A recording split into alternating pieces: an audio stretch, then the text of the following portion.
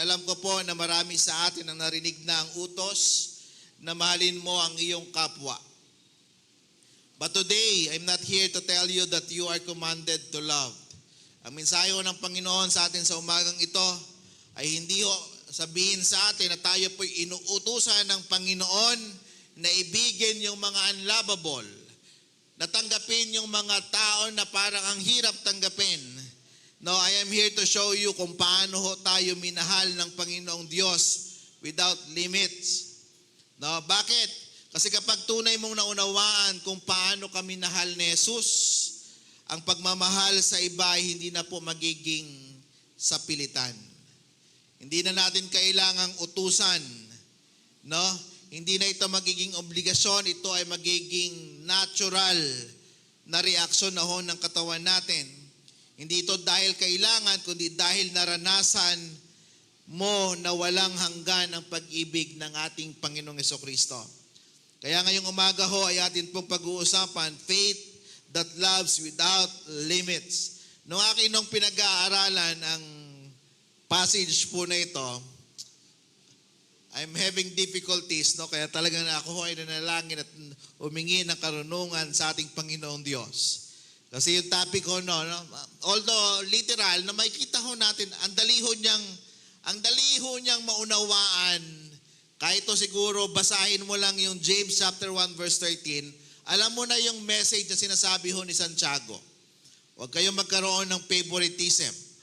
Kapag may dumating, mayaman, mahirap, tanggapin nyo ng normal. Okay?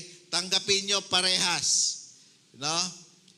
Tapos sinabi ho din ni Santiago, sino ba yung mga mahihirap daw ho, pinapahalagahan ng Panginoon, pinili ng Diyos. At sinabi rin po doon ni Santiago, na yung mga mahihirap daw, normally, no, sila yung nangangailangan ng pangangalaga kasi yung mga mayayaman na tinuturing ng maayos during the time na sila po ay nakakasama sa gathering, ang sabi ni Santiago, yung mga mayayaman, yun din naman yung nanguusig sa inyo. No, pero yung mga mahihirap, na mas mababa sa inyo ay inuusig nyo rin o hindi nyo tinatrato ng tama. No, kaya kung tinitingnan ho natin yung James chapter 2 verse 1 to 13, napakadali ho niyang unawain. Then I realize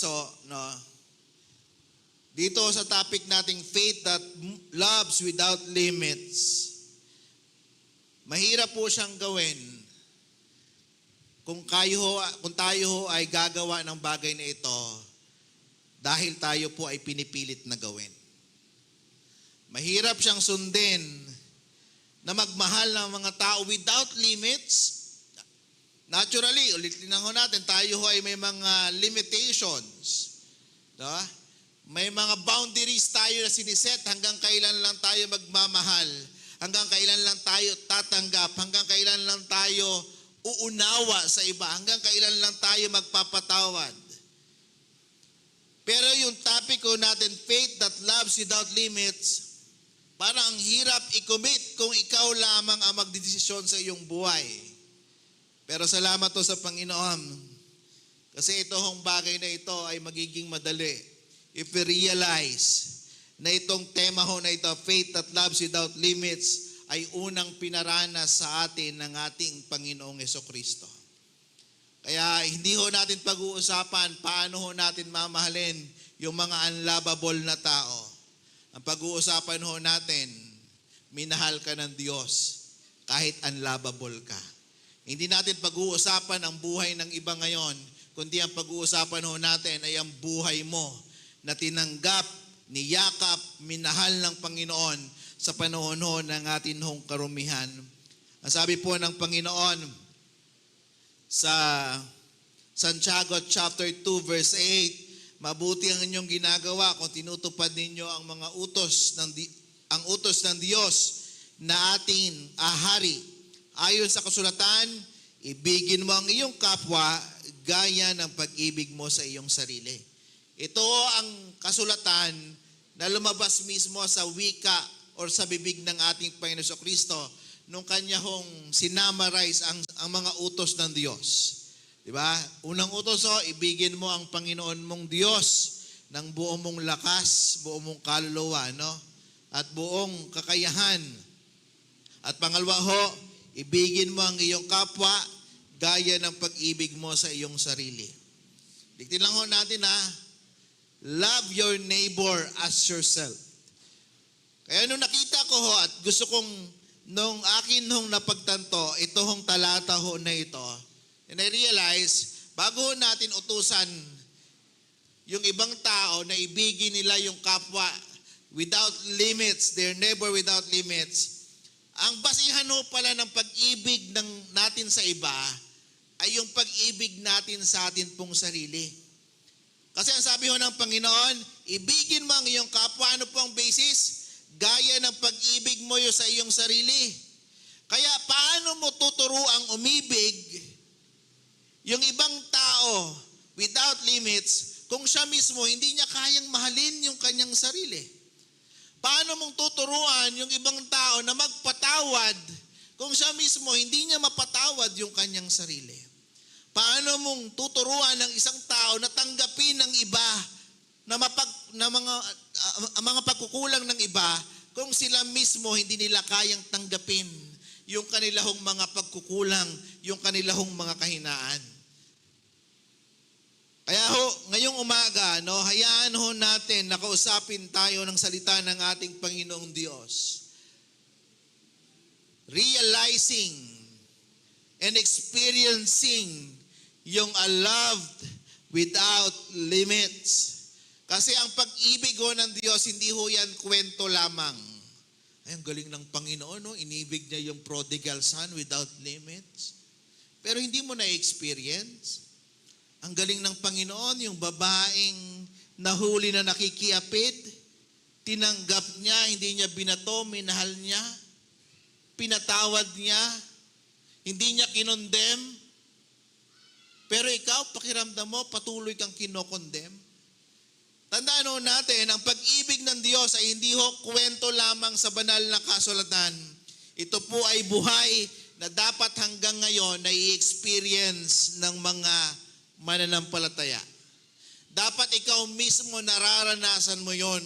Na kapag kwento mo ang pag-ibig ng Diyos, hindi mo ikikwento yung buhay ng iba, ikikwento mo yung buhay mo kasi ikaw mismo naranasan mo yung pag-ibig. When you tell the story of the love of Jesus Christ, hindi ka magsasite ng ibang, alam mo si brother ganito, napakadakila ng pag-ibig ng Diyos dyan. Dapat ikaw mismo, meron kang sariling kwento ng pag-ibig ng Diyos without limits. At yung bagay na gustong ipaunawa sa atin ng Panginoon.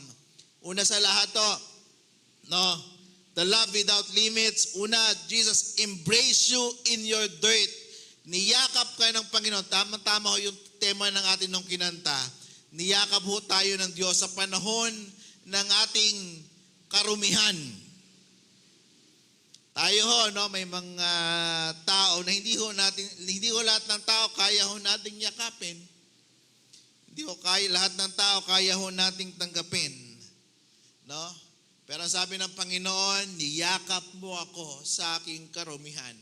Alam nyo, habang kinakanta ko at kinokonek ko yung mensahe ng Diyos, yung akin nung pinapractice na itong mensahe na ito, yung word na niyakap mo ako sa aking karumihan, para gusto ko lumuhod at magpasalamat sa Panginoon. Because we are embraced by God. Hindi sa panahon na malinis ho tayo. Sa panahon na tayo ho ay marumihan. Sabi ho ng Panginoon, doon sa Santiago chapter 2, di ba? Sabi po dyan, mga kapatid ko, bilang mananampalataya kay Kristo, nating malululhating Panginoon, dapat maging pantay-pantay ang tingin ninyo sa lahat ng tao. Kung kayo'y pumapasok sa inyong kapulungan, kung may pumapasok sa inyong kapulungan na isang lalaki, may mga singsing na ginto at nakadamit ng magara at dumating din doon ang isang dukha na gusgusin ang damit at inisikaso ninyong mabuti ang nakadamit ng magara at sinabi sa kanya, dito kayo umupo. At sinabi naman sa mahirap, tumayo ka na lang dyan o kaya sa sahig ka na lang umupo. Nagtatangi kayo at tumahatol ng mali. Try to imagine kung kayo ho, yung mahirap, yung duka, tapos bigla kayo makakarinig, dyan ka na lang muna, mabaho ka, marumi ka. Hindi ka pwedeng tumabi dun sa iba. Then I realize,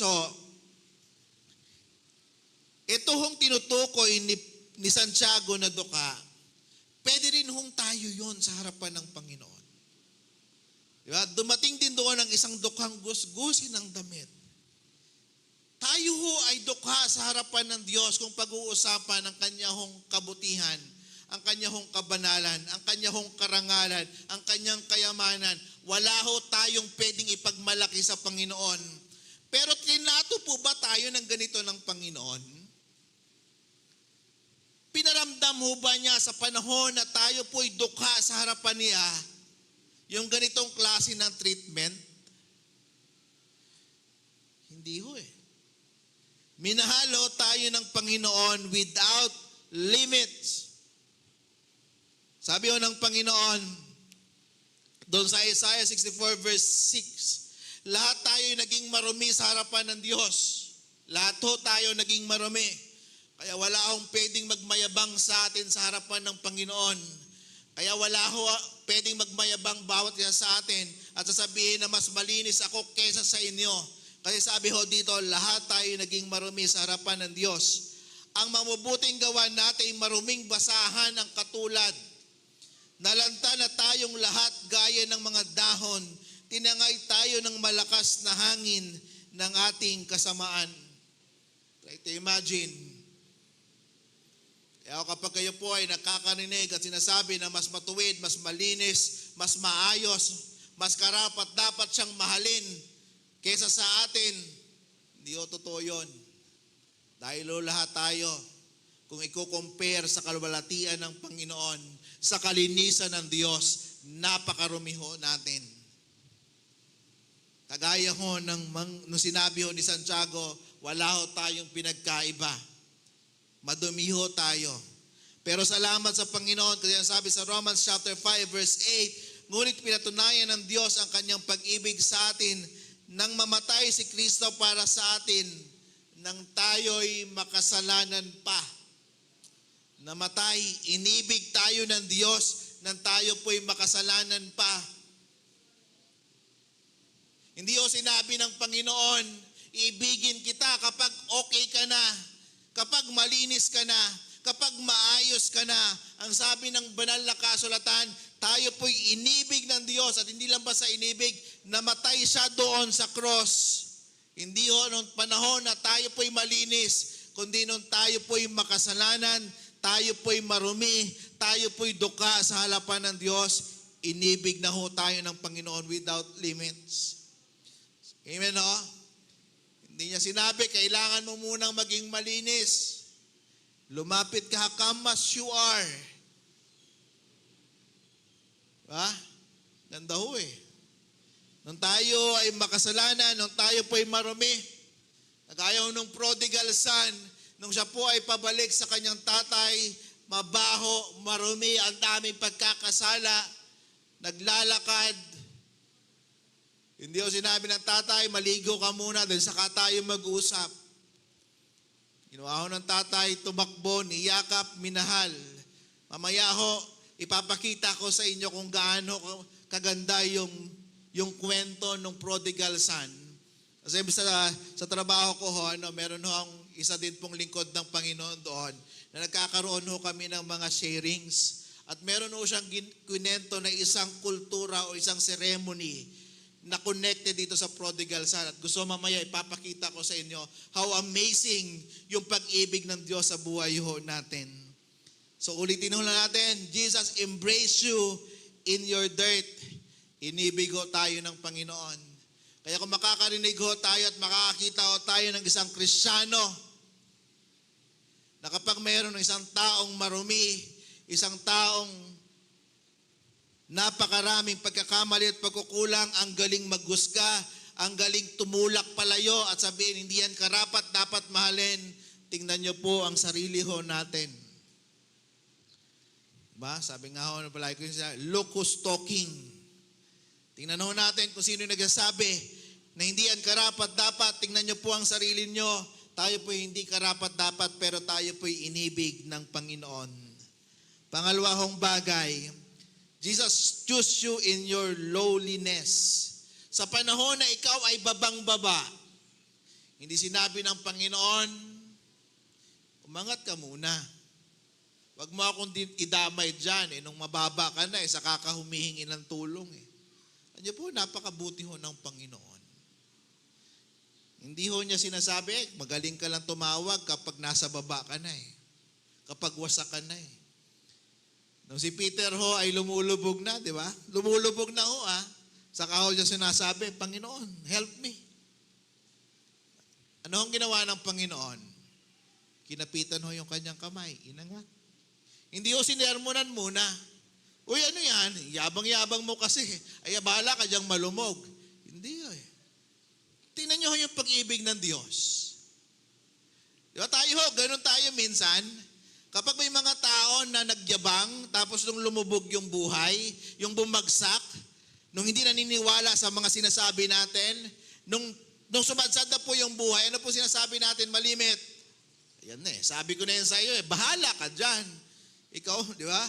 Nagmamagaling ka Ganun ho tayo, di ba? Kasi tayo mga tao, palagi yung may limitation yung pag-ibig natin. Pero ang pag-ibig ng Diyos without limits.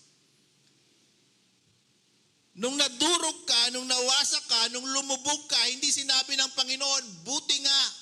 Ang sabi ng Panginoon, ano yung kamay mo? Iangat kita. Ano yung wasak na buhay mo? Bubuuhin ko yan. Ikaw nabibigatan, lumapit ka. Hayaan mong buhatin kita. Napaka-amazing ng love ng Lord sa buhay ho natin.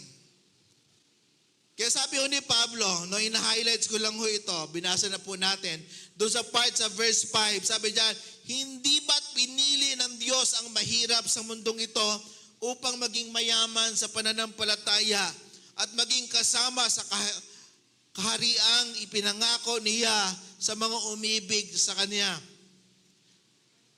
Pinili ho ng Diyos daw yung mahirap. Then I realize, hindi lang naman ho yung mahirap na literal na mahirap. Even ho yung mga mayayaman, kung titingnan yan sa harapan ng Panginoon, mahirap pa din yan. Bakit to?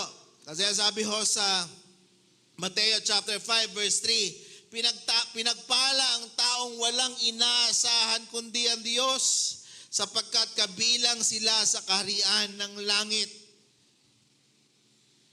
Blessed are the man with a poor spirit. Dahil ano daw po? Dahil kabilang sila sa kaharian ng langit. Tayo ay pinagpapala. Kung tinitingnan ho natin ang ating sarili, na mahirap sa harapan ng Panginoon. Bakit? Kasi you are acknowledging na wala ka ng ibang inaasahan. Wala kang pwedeng ipagmayabang. No? Sa harapan ng ating Panginoon, ganun ho umibig ang Diyos sa atin. Hindi ho siya tumitingin sa mga resources na meron ka. Sa mga kayamanan na meron ka. Come as you are. Meron nga akong isang lalaki, lumapit sa Panginoong Kristo, sinabi kung paano siya ho maliligtas. No? Nung sinabi ho ng Panginoon, yung mga bagay, ibenta mo ang iyong ari-arian at sumunod ka sa akin, hindi ho siya sumunod. Hindi ho siya hinabol ng Panginoon at sinabi ng Panginoon, hindi, sige, teka lang, okay lang, kahit di ka na magbenta, basta ang mahalaga, mag-pledge ka lang. Hindi Hindi ho nang hinayang ang Panginoon. Bakit to? Kasi sa totoo lang, hindi naman kailangan ng Diyos ang anumang yaman na meron ho tayo. Wala ho tayong pwedeng ipagmayabang sa Panginoon. Kasi kaya ho niyang suportahan ang mga ministeryo para sa kanyang pangalan kahit wala ho tayo. At ilang beses na hong pinatunayan niya ng Panginoon sa iglesia hong ito. Never tayong pinabayaan ng Panginoon. Never tayong pinagkulang ng Panginoon. Di naman ho tayo mayayaman. No? Wala pa naman ho tayong kasama ho dito, nakasama sa top 100 na mayayaman sa Pilipinas. Tama ho ba? Kahit nga siguro sa Mandaluyong. Kahit top 1,000. Wala ho. Pero never ho tayo pinabayaan ng Panginoon. Pero tayo po'y pinagpala, minahal ng Panginoon. No? At sabi ho doon sa awit 34 verse 18, tinutulungan niya mga nagdurusa at di binibigo ang walang pag-asa. Ganda ho ng talata ho na ito. In our lowliness, ganun ho ang pag-ibig ng Diyos ho sa atin. Ngayon, ang tanong, bakit hindi mo kayang pag-ibig, iparamdam ang pag-ibig without limits sa mga taong sobrang wasak na yung buhay? Sa mga taong sobrang sadsad na yung buhay. Bakit hindi mo sila kayang tanggapin? Dahil hindi din nila deserve? Dahil sila yung gumawa nun, kaya sila bumagsak ng ganon? Pero kung titingnan ho natin, yung same na reason na sinasabi mo sa iba can be a same reason para hindi tayo mahalin ng Panginoong Diyos. Pero minahal pa rin niya tayo. Inibig, tinanggap, kahit yung mga dahilan kung bakit tayo ay sumadsad, kung bakit tayo ay nawasak, kung bakit tayo ay bumaba dahil sa atin pong mga kasalanan, tayo po'y patuloy na minahal ng Panginoon. Then learn to love without limits because Jesus chose you in your lowliness. Sa pinakapanahon na ikaw ay mababa. And lasting mga kapatid, Jesus had mercy on you in your sin. Tayo ay pinatawad ng Diyos. Minahal ng Diyos. Hindi ho sa panahon na tayo ho ay maayos na. Sa panahon na tayo po hindi pa katanggap-tanggap, tinanggap na ho tayo ng Panginoon.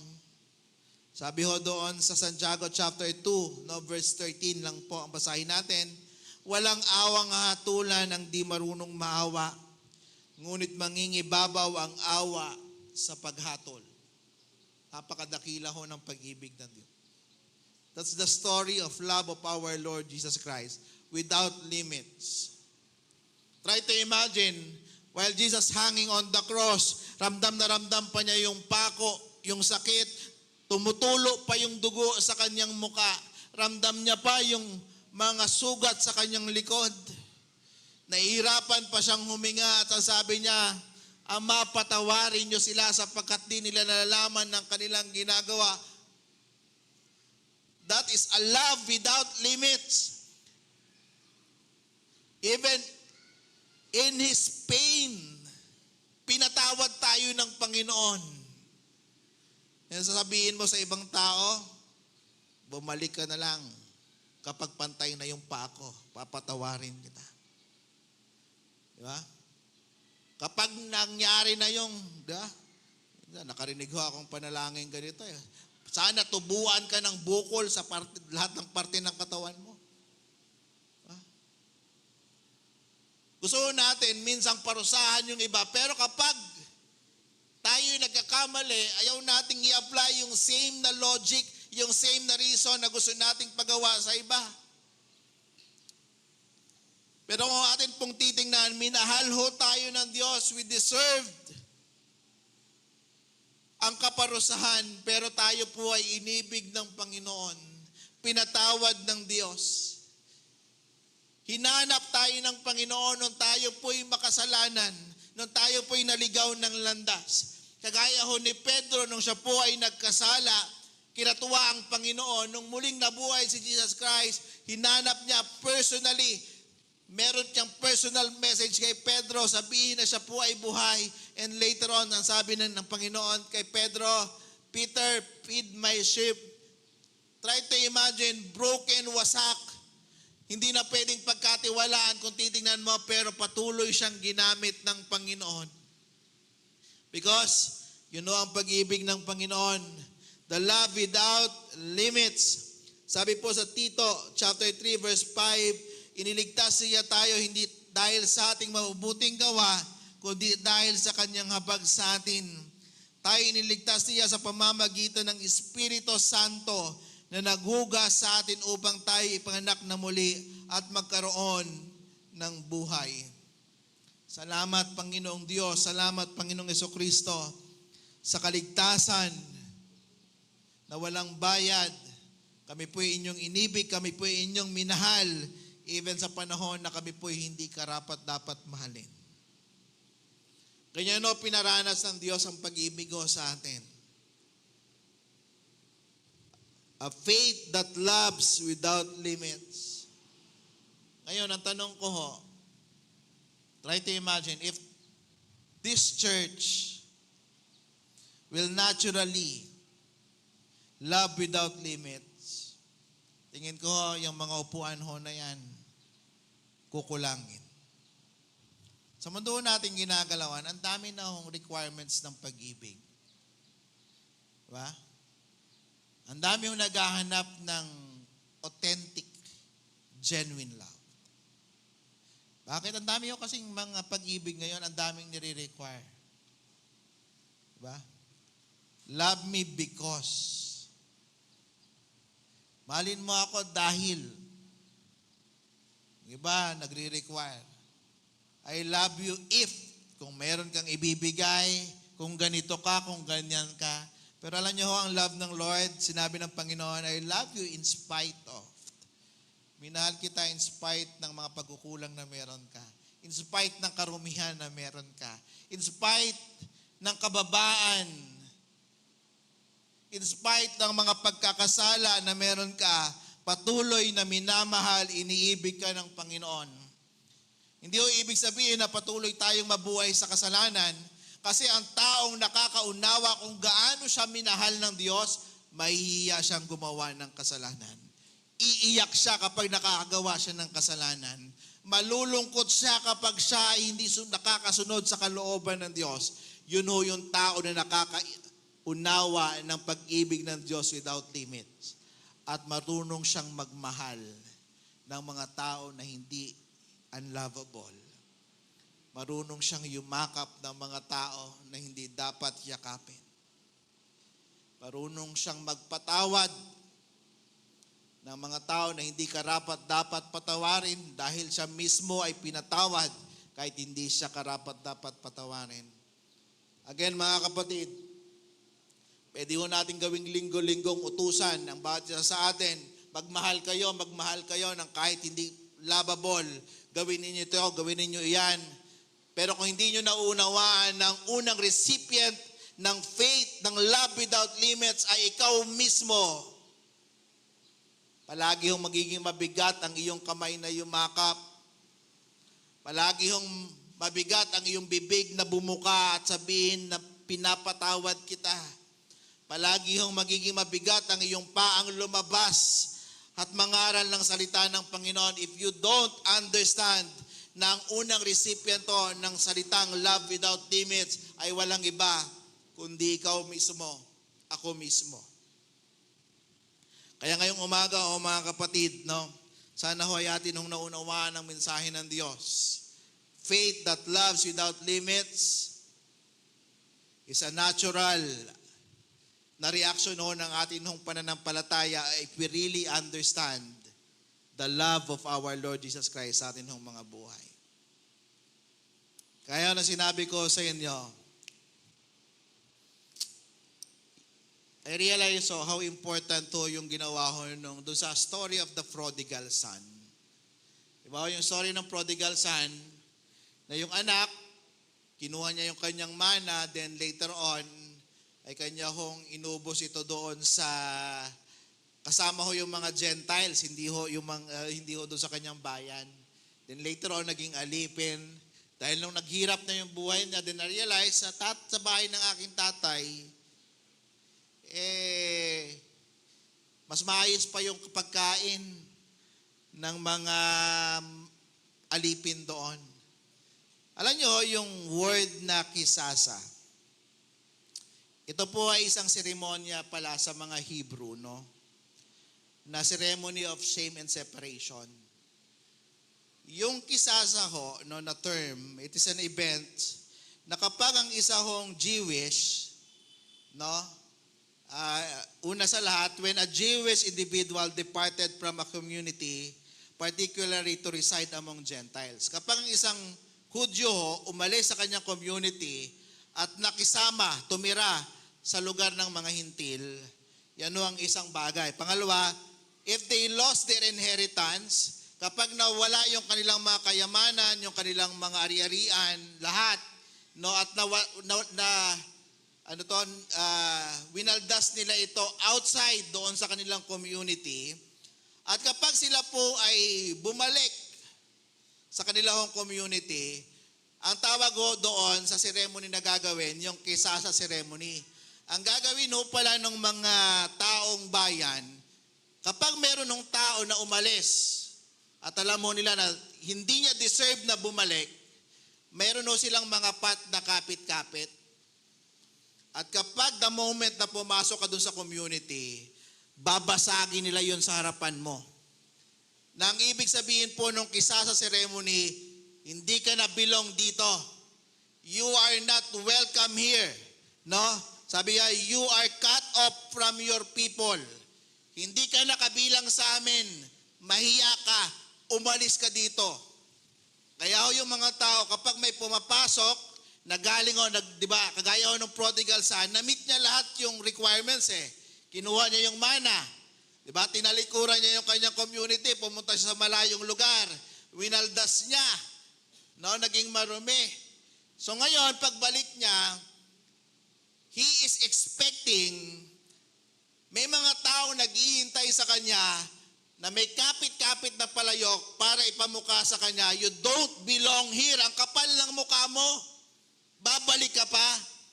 Kaya pala importante yung pagtakbo ng tatay. Kaya pala dun sa story ng prodigal son, yung tatay, nung nakita yung kanyang anak, hindi ho lumakad. Tumakbo ng mabilis. Bakit o? Para yakapin. Para yung mga taong handang humusga, mawalan ng pagkakataong maghusga. Dahil pinarinig niya na, anak, nagpapaliwanag pa yung anak, tay, hindi ho ako karapat dapat, ang dami kong kasalanan. Yung tatay, hindi na ho nagpaliwanag, naghintay ng paliwanag eh. Sabi ho niya sa mga alipin, dali, bihisan niyo. Bigyan niyo ng pangyapak. Bigyan niyo ng singsing. Try to imagine, yung mga taong nasa paligid, na handa na magbato ng palayok, magbasag ng palayok para ipamuka na you don't belong here. Nilukob ng dakilang pag-ibig ng tatay at walang nakaimik kahit isa.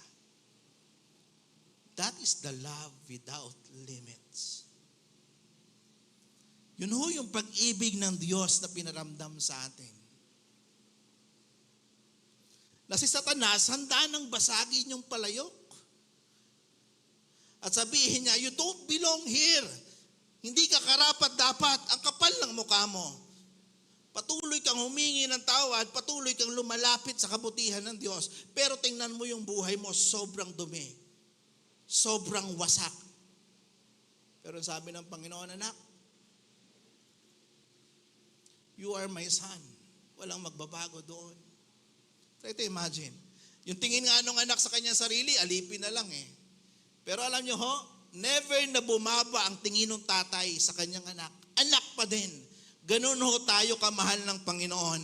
Maaring nawasak ka, maaring nadurog ka, maaring naligaw ka ng landas, pero wala hong nagbago sa tingin ng Diyos. Mahal ka pa rin niya because His love is without limits. Anak ka pa rin ng Diyos, mahal ka pa rin ng Panginoon. Amen po. Kaya ho mga kapatid, realize ho this word, kisasa. It's a reminder, the love of our Father without limits. Kaya kung mayroon ho tayong kapit-kapit na palayok ngayon at inuhusgahan yung ibang tao sa kanilahong pagkakamali, sa kanilahong mga karumihan, sa kanilahong mga pagkukulang, ibabaho natin yan. Kasi same na tayo yung dapat basagan ng palayok, pero niyakap ho tayo ng Panginoon sa panahon ng atin hong karumihan. Kaya mga kapatid, tayo po iawit ng isang pananawagan. Kung meron pong isa o dalawa ho dito, na wala pa sa Panginoon. Ang sabi po sa John chapter 1 verse 12, ngunit ang lahat ng tumanggap sa Kanya at sumampalataya sa Kanyang pangalan ay binigyan niya ng karapatan na maging anak ng Diyos. Binigyan niya tayo ng karapatan na maging anak ng Diyos. Wala na hong pwedeng maghusga. Wala na hong pwedeng mag-condemn. Wala na hong pwedeng mag-judge sa isang anak ng Diyos na tinanggap si Jesucristo bilang kanyang Panginoon at kanyang tagapagligtas. Pero hanggat hindi mo siya tinatanggap sa iyong buhay sa pamamagitan ng bautismo, palagi ho si Satanas ay handang i-condemn ang buhay mo. Handang basagan ka ng palayok at sabihin na hindi ka karapat-dapat. Pero ang sabi ho ng Panginoon sa Revelation chapter 3 verse 20, narito ako'y nakatayo sa pintuan at tumutuktok. Kung may makarinig ng aking tinig at magbukas ng aking pinto, ako'y papasok sa kanya at makikisalo sa kanya at siya ay makikisalo sa akin. Kapatid, kumakatok ang Panginoon. Ibig sabihin, gusto kanyang lapitan, gusto kanyang mahalin, gusto kanyang yakapin. Maaaring ayaw mong buksan yung pinto ng buhay mo kasi sinasabi mo na hindi ako karapat dapat ibigin. Hindi ako karapat dapat tanggapin ang sabi ng Panginoon. Ako'y kumakatok. Come as you are. Kasi alam ng Panginoon na you cannot change yourself. You cannot cleanse yourself on your own. You cannot fix yourself on your own. Dahil alam ng Panginoon that only His blood, the blood of our Lord Jesus Christ can fix our brokenness, can forgive, can cleanse our sins, and can make us a son of our God. Mga kapatid, tayo hong lahat ay magsitayo at tayo po'y umawit ng isang pananawagan. Kung meron pong isa o dalawa dito na wala pa sa Panginoon, lumapit ka sa unahan at tanggapin mo siya sa iyong buhay. Pero bago tayo umawit ng isang pananawagan, ay hayaan niyo pong i-close ko sa panalangin ang mensahe ng Diyos. Salamat, Panginoon, because you are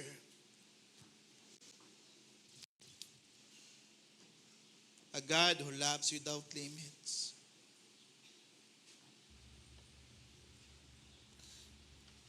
Hindi ho namin alam, Panginoon, kung saan pupulutin ang buhay namin ito. Kung nilagyan nyo ng limitasyon ng inyong pag-ibig sa amin. Kung nilagyan nyo, Panginoon, ng limitasyon, ang pagpapatawad sa amin ng kasalanan.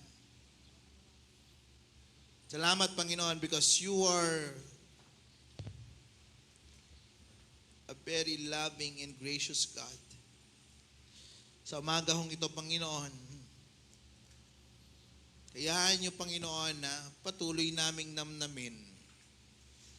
Nalalabas ho kami ng bahay-sambahang ito, nakikinig kami online. Na matatapos ho ang paglilingkod, ang gawaing pong ito. Na we truly understand and realize na ang tinutukoy na marumi, ang tinutukoy na mabaho, at tinutukoy na makasalanan, ang tinutukoy na mahirap, ay walang iba kundi kami mismo. At kami din po mismo ang nakatanggap ng pag-ibig without limits. And Lord, nawa, ma-inspire ho kami ng pag-ibig na ito. At matutunan ho namin na magpatawad sa mga taong napakahirap patawarin. Not because they deserve forgiveness, but because you forgive us, Panginoon. That's why it's natural for us to forgive.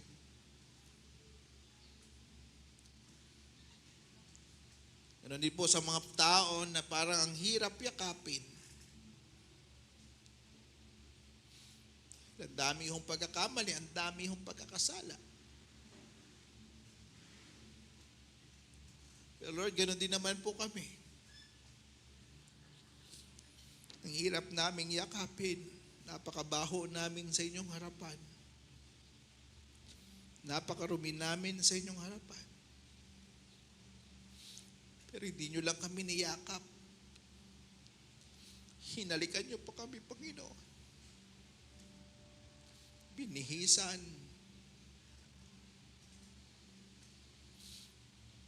Tinanggap at nagdiwang. Sino kami, Panginoon, para hindi umibig sa mga taong kagaya din namin ay marumi.